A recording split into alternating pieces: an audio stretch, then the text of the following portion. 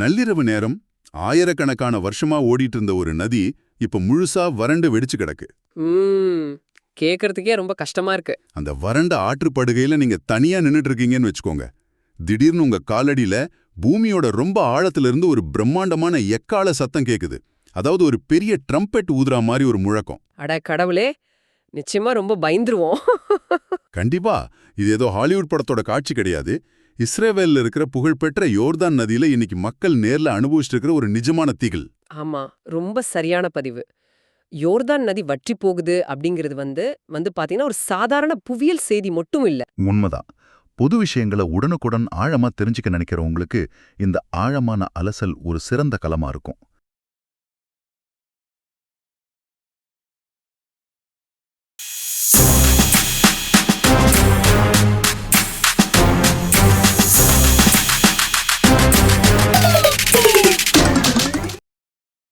நான் முன்னாடி சொன்ன அந்த சத்தம் ஏன் வருது, அதுக்கும் இயேசு கிறிஸ்துவோட 2ஆம் வருகைக்கும் என்ன சம்பந்தம் தான் இன்னைக்கு நாம பேச போறோம். அதாவது இந்த உலக அழிவுக்கான நம்பிக்கைகள் சரியா தப்பா அப்படின்னு நாம எந்த தீர்ப்பும் இங்க கொடுக்க போறதில்ல. நிச்சயமா இல்ல. மாறா, அந்த நதி வறண்டு போறதுக்கான அறிவியல் காரணம் என்ன, பூமிக்கடியில உள்மாகிற அந்த மர்ம ஒலியோட பின்னணி என்ன, அது ஏன் பண்டைய கால தீர்க்க தரிசனங்களோட இவ்ளோ கச்சிதமா பொருந்துது அப்படின்னு நம்ம ஆதாரங்களை வச்சு நடுநிலையா அலச போறோம். சரியா சொல்லிங்க. முதலாவது இந்த யோர்தான் நதியோட பிரம்மாண்டத்தை நம்ம புரிஞ்சுக்கணும் இல்லையா? ஆமா, அதோட வரலாறு ரொம்ப பெருசு. எர்மோன் மலையோட பனிச்சிகரங்கள்ல தொடங்கி கலிலியா கடல் வழியா பாஞ்சு சவக்கடல போய் சேரும் ஒரு நீண்ட நதி இது. யூத மற்றும் கிறிஸ்தவ வரலாறோட அச்சாணினே இதை சொல்லலாம். ரொம்ப முக்கியமான ஒரு இடம். இஸ்ரவேல் மக்கள் பல வருஷம் பாலைவனத்துல அலைஞ்சு திரிஞ்சதுக்கு அப்புறம் கானான் தேசத்துக்குள்ள நுழைய யோசுவா இந்த நதியை தான் கடக்க வேண்டியிருந்தது. அதே போல இலியா தீர்க்கதரிசி தன் தடியால இந்த நதி நீரை இரண்டா பிளந்து வெட்டாந்தரையில நடந்தார் அப்படிங்கிற வரலாற்று பதிவுகளும் இருக்கு.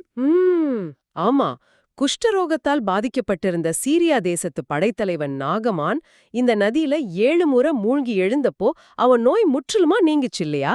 ஆமா, மிக முக்கியமா இயேசு கிறிஸ்துவுக்கும் யோவான் ஸ்நானகன் ஞானஸ்நானம் கொடுத்த இடமோ இதெல்லாம். இவ்வளவு புனிதமான பல நூற்றாண்டுகளா மக்களோட ஆன்மீக தாகத்தை தீர்த்த ஒரு நதிதான் இப்போ தன் அடையாளத்தை இழந்து நிக்குது. இதை நினைக்கும் போதே ரொம்ப அதிர்ச்சியா இருக்கு. அதோட அகலமோ ஆழமோ சுருங்கி நீரோட்டம் குறைஞ்சு ஒரு பெரிய நிலப்பரப்பு வறண்டு போய் காட்சியளிக்குது. புவியியல் ரீதியா இதுக்கு பல காரணங்கள் இருக்கு. என்ன மாதிரியான காரணங்கள்? உலகளாவிய பருவநிலை மாற்றம் இதுல ரொம்ப முக்கிய பங்கு வகிக்குது. மழைப்பொழிவு ரொம்பவே குறைஞ்சிருச்சு. கோடை காலத்தோட வெப்பம் முன்ன விட அதிகமா இருக்கிறதால நீர் ஆவியாகிற வேகமும் அதிகரிச்சிருக்கு. அதாவது தண்ணி சீக்கிரமா வற்றி போயிடுது. ஆமா, அது மட்டும் இல்லாம விவசாயத்துக்காகவும் குடிநீருக்காகவும் நதியோட மேல் பகுதியிலேயே தண்ணிய பெருமளவுல திருப்பி விட்டுடுறாங்க. ஒரு காலத்துல வருஷத்துக்கு 1.3 பில்லியன் கனமீட்டர் அளவுக்கு பாஞ்சிட்டு இருந்த நதி இப்போ வெறும் 30 மில்லியன் கனமீட்டருக்கும் கீழே சுருங்கிடுச்சு. ஒரு நிமிஷம், உண்மையாவா? அவ்வளோ குறைஞ்சிடுச்சா? ஆமாங்க, நிலவரம் அவ்வளோ மோசமா இருக்கு. இதை நாம கொஞ்சம் விரிவா அலசுவோம். ஆயிரக்கணக்கான வருஷமா ஓடிட்டு இருந்த ஒரு நதி இப்படி வறண்டு போறது அப்படிங்கிறது ஒரு மாபெரும் வரலாற்று புத்தகம் நம் கண்முன்னே கொஞ்சம் கொஞ்சமா எரிஞ்சு சாம்பலாவது போல இருக்கு இல்லையா? ரொம்ப ஆழமான ஒரு உருவகம் இது. தண்ணீரால் நிரம்பியிருந்த ஒரு ஸ்பாஞ்சை வெயில் கொஞ்சம் கொஞ்சமா உறிஞ்சி வறண்டு போகச் செய்யற மாதிரி இருக்கு. தண்ணி வற்றினவுடன் பல நூற்றாண்டுகளா நீருக்கடியில மறைந்திருந்த நதிப்படுகை இப்போ வெயில்ல காய்ந்து பெரிய பெரிய பிளவுகளோட வெடிச்சு காணப்படுது. ஆமா, இந்த பிளவுகளுக்குள்ள இத்தனை காலமும் புதைந்திருந்த பழைய கட்டிடங்களோட இடிபாடுகள், தொன்மையான சிற்பங்கள் எல்லாம் இப்போ வெளியே தெரிய ஆரம்பிச்சிருக்கு. தொல்பொருள் ஆய்வாளர்களுக்கு இது ஒரு பெரிய பொக்கிஷமா இருக்கும்ல? கண்டிப்பா. ஆனா இதோட சேர்ந்து மிருகங்களோட எலும்புக்கூடுகளும் சில விசித்திரமான எச்சங்களும் அங்க காணப்படுது. வறண்ட நிலத்துல புதைப்பொருட்கள் கிடைப்பது இயல்பான ஒண்ணுதான். தண்ணீர் வற்றினால் அடியில இருப்பது வெளியே தெரியதான் செய்யும். ஆனா மக்கள் ஏன் இதை கண்டு இவ்ளோ பயப்படுறாங்க? இதுல ஆச்சரியப்பட வைக்கும் விஷயம் என்னவென்றால், உலகங்களும் நதிகள் வறளும் போது இது நடப்பதுதான்.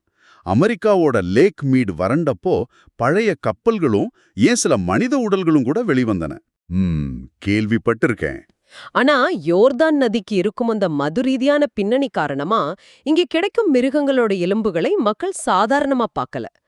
நோவாவின் காலத்துல ஏற்பட்ட ஜலப்பிரளயத்துல, அதாவது உலகம் முழுவதும் அழிந்த அந்த மாபெரும் வெள்ளத்துல செத்து மடிந்த மிருகங்களோட எச்சங்களா இது இருக்கலாம்னு மக்கள் நம்பத் தொடங்கிட்டாங்க. அடடா, தொல்பொருட்கள் வெளிவருவது புவியியலோட இயல்பு. ஆனா அது மனித மனங்கள்ல ஏற்படுத்துற தாக்கம் வேறையா இருக்கு. சரியா சொன்னீங்க. ஆனா வெறும் புதைப்பொருட்கள் மட்டும் ஆச்சரியத்தை ஏற்படுத்தல. பார்வைக்கு தெரிவதை விட காதுகளுக்கு கேட்கும் ஏகோ ஒண்ணு அங்க நடப்பதா மூலக்கட்டுரை சொல்லுது. ஆமா, அந்த சத்தங்கள், நான் ஆரம்பத்துல குறிப்பிட்ட அந்த நள்ளிரவுல கேட்கும் ஒலிகள். மனிதர்கள் எப்போதுமே தங்கள் கண்களால் பார்க்கும் ஆபத்தை விட காதுகளால் கேட்கும் ஆனா கண்ணுக்கு தெரியாத ஆபத்துகளுக்கு தான் அதிகமா பயப்படுவாங்க.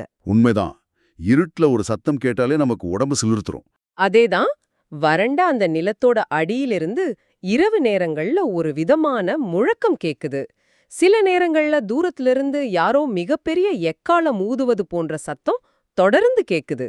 பூமிக்கடியில இப்படி ஒரு சத்தம் கேட்டா முதல்ல இது நிலநடுக்கத்துக்கான அறிகுறியா இருக்குமோன்னு தானே தோணும். கண்டிப்பா தோணும். ஆனா நில அதிர்வு நிபுணர்கள் அங்க எந்த நிலநடுக்கமும் ஏற்படல அப்படிங்கறத தெளிவா உறுதி செஞ்சிருக்காங்க. இங்குதான் விஷயம் ரொம்ப சுவாரஸ்யமாகுது. நிலநடுக்கம் இல்லா என்றால் வேற என்னவா இருக்க முடியும்? விஞ்ஞானிகள் இத பத்தி என்ன சொல்றாங்க? ஆய்வாளர்கள் எக்கோமிஷன் எனப்படும் கருவிகளை கொண்டு இந்த சத்தங்களை ஆராய்ஞ்சிருக்காங்க. இந்த எக்கோமிஷன் அப்படிங்கிறது ஒலி அலைகளை பூமிக்குள் செலுத்தி அங்க உள்ள வெற்றிடங்களையும் பாறைகளோட அமைப்பையும் அளவிடும் ஒரு கருவி. ரைட். அப்போ அந்த ஆய்வுல என்ன கண்டுபிடிச்சாங்க? அந்த சத்தம் ஒரு மாபெரும் எக்காளத்தோட ஒலியோடு மிக துல்லியமா ஒத்துப்போவதை அவங்க கண்டுபிடிச்சிருக்காங்க. ஒரு நிமிஷம். எக்கால சத்தம், அதுவும் பூமிக்கு அடியில் இருந்தா, இத கேட்டு உள்ளூர் மக்கள் எப்படி ரியாக்ட் பண்ணாங்க? சொல்லவே வேணாம், கடுமையான பீதிக்கு உள்ளாகி இருக்காங்க. பலர் பயந்து போய் இந்த இடத்திலே ஜெபிக்க தொடங்கிட்டாங்க.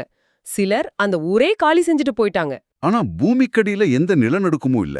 ஒருவேளை நதி வறண்டதால் ஏற்பட்ட பெரிய பிளவுகள்ல காற்று வேகமா புகுந்து புறப்படுவதால் இந்த எக்கால சத்தம் உருவாகுதா? இதை ஏன் மக்கள் இவ்ளோ அமானுஷ்யமா பாக்குறாங்க? இங்க நாம அறிவியலை கொஞ்சம் ஆழமா பார்க்கணும். ஒரு பெரிய நதி வறண்டு போகும்போது நிலத்தடி நீர்மட்டமும் மிக கடுமையா கீழே இறங்கும். ஆமா.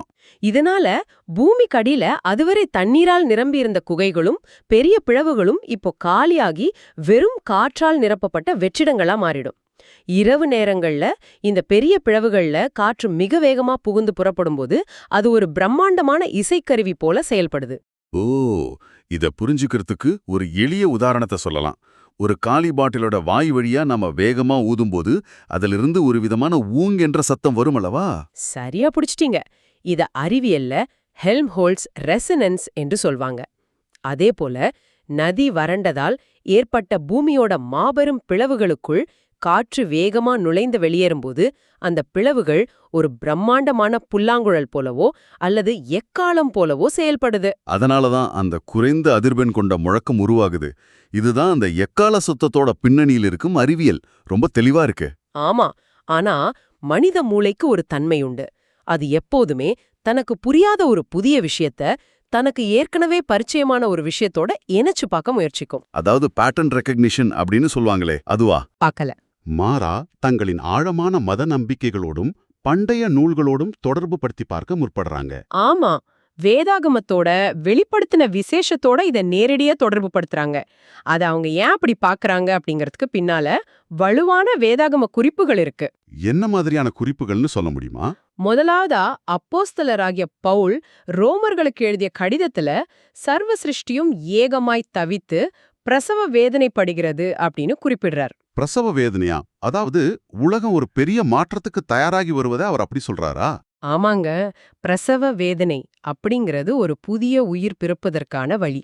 இப்போ பூமி வெடித்து அதோட அடியிலிருந்து கேட்கும் அந்த முழக்கங்களை பூமி படும் அந்த பிரசவ வேதனையின் சத்தமாகவே மக்கள் கருதுறாங்க. அப்போ இது அழிவின் சத்தம் அல்ல, ஏதோ ஒரு புதிய வருகைக்கான வழியின் சத்தம் என்று நம்புறாங்களாம். இதெல்லாம் என்ன அர்த்தம் தருது?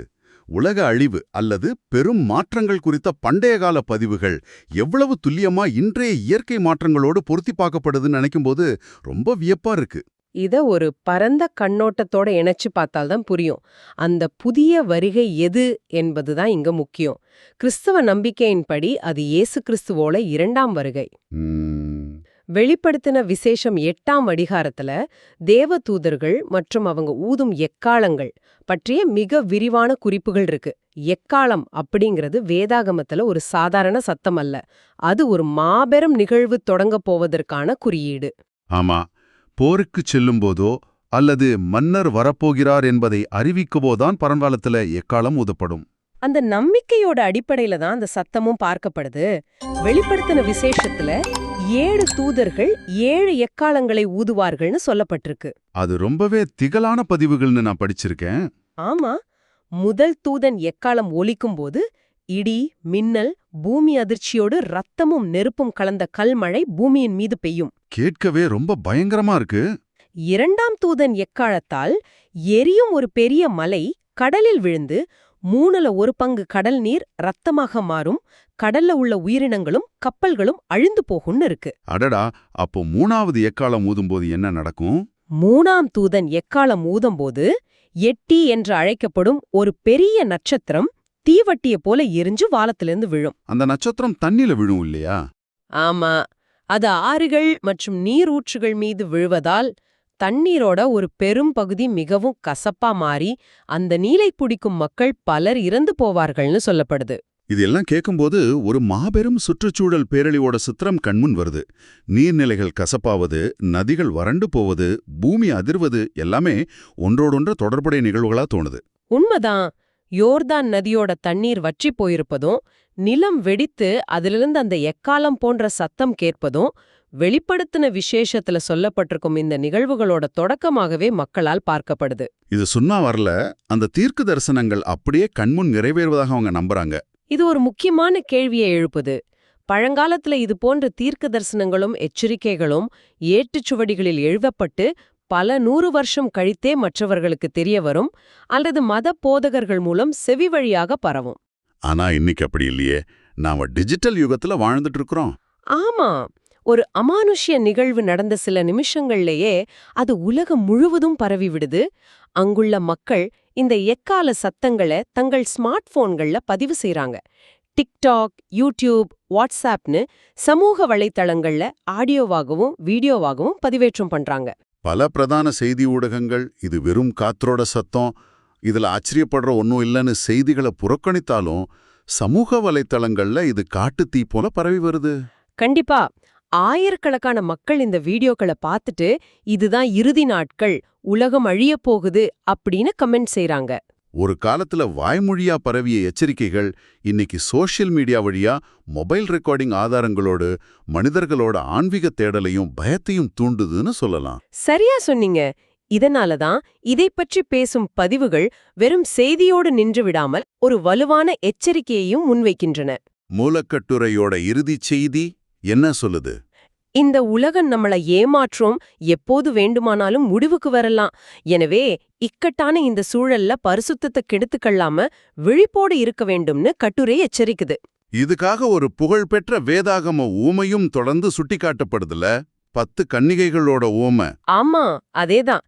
திருமண மணவாளனுக்காக காத்திருக்கும் 10 பேர்ல 5 பேர் தங்கள் விளக்குகளுக்கு தேவையான எண்ணெய முன்கூட்டியே தயார் செஞ்சு விழிப்போடு காத்திருக்கிறாங்க.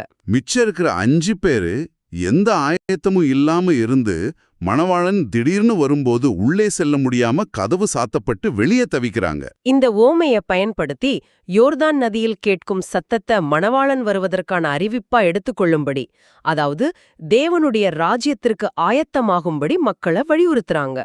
இயற்கை நிகழ்வுகளுக்கும் மனிதனின் ஆன்மீக உளவியலுக்கும் உள்ள ஆழமான தொடர்பு இதுதான். தங்களை மீறிய ஒரு மாபெரும் சக்தியையோ அல்லது ஆபத்தை உணரும்போதெல்லாம் மனிதர்கள் தங்களை தாங்களே சுய பரிசோதனை செஞ்சுக்கிறாங்க. அறிவியலாளர்களோட கண்களுக்கு இது பருவநிலை மாற்றத்தால் நதி வறண்டு வெற்றிடங்களில் காற்று புகுந்து புறப்படும் ஒரு அதிர்வு நிகழ்வு. ஆனா நம்பிக்கையாளர்களின் காதுகளுக்கு இது உலகத்தின் முடிவை அறிவித்து ஆயத்தமாக சொல்லும் தேவனுடைய எக்காலச் சத்தம். 2 தரப்பும் ஒரே சத்தத்தை தான் கேட்கறாங்க. ஆனா அது அவங்க புரிஞ்சு கொள்ளும் விதம் முற்றிலும் வெவ்வேறையானது. ஆமா, அறிவியலும் நம்பிக்கையும் எந்த புள்ளில இணையுது அல்லது எந்த புள்ளில முரண்படுது அப்படிங்கறத புரிஞ்சிக்க யோர்தான் நதி ஒரு மிகச்சிறந்த உதாரணம். நிச்சயமா. இன்னைக்கு நாம ஒரு நதியோட புவியியல் மாற்றத்துல தொடங்கி அறிவியலால் விவரிக்க முடியாத சத்தங்கள் வழியா சென்று அது எப்படி ஆழமான வேதாகம தீர்க்க தரிசனங்களோடும் மனிதர்களின் இறுதி நாள் நம்பிக்கைகளோடும் இணையுது அப்படிங்கிறத ரொம்ப தெளிவா அலசியிருக்கோம். தரவுகளை தாண்டி மனித மனம் தனக்கு புரியாத நிகழ்வுகளை எப்படி தன் பழமையான கலாச்சார குறியீடுகளோடு பொருத்தி பார்க்குது என்பதையும் நம்ம பார்த்தோம். விடை பெறுவதற்கு முன் உங்களுக்கு ஒரு கேள்வியை விட்டு செல்ல விரும்புறேன். பழங்காலத்துல நிகழ்ந்த இயற்கை சீற்றங்களையும் நிலநடுக்கங்களையும் அன்றைய மனிதர்கள் இறைவனின் குரலாகவும் எக்கால சத்தமாகவும் பதிவு செஞ்சாங்க. அதுவே இன்று வரை தீர்க்க தரிசனங்களாக பார்க்கப்படுது. இன்னைக்கு நாம எக்கோ மிஷன் மூலமாகவும் ஸ்மார்ட் போன்கள் மூலமாகவும் பதிவு செய்யும் இந்த புவியியல் மாற்றங்களை ஒரு எதிர்கால சமூகம் எப்படி பார்க்கும்? இன்றைய நமது சமூக வலைதள பதிவுகளும் வாட்ஸ்அப் ஃபார்வர்டுகளும் நாளைய தலைமுறைக்கான புதிய தீர்க்கதரிசன நூல்களாக மாறுமா என்ன? சிந்தித்து பாருங்கள். புதிய தேடல்களோடு மற்றொரு ஆழமான அலசலில் சந்திப்போம்.